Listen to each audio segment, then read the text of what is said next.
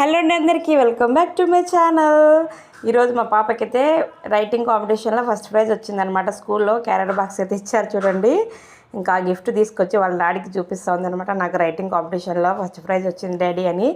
ఇంకా వాళ్ళ daddy good girl రా నువ్వు అనేసి ఇంకా పొగుడుతూ ఉన్నాడనమాట. కంగ్రాచులేషన్ చెప్తా ఉన్నాడు. మా బాబుకి అయితే రాలేదు. వాడు చూడు నెక్స్ట్ టైం బెటర్లా కాల్ ది బెస్ట్ అని మా ఆయన వాడికి కాల్ ది బెస్ట్ చెప్తా ఉన్నాడు.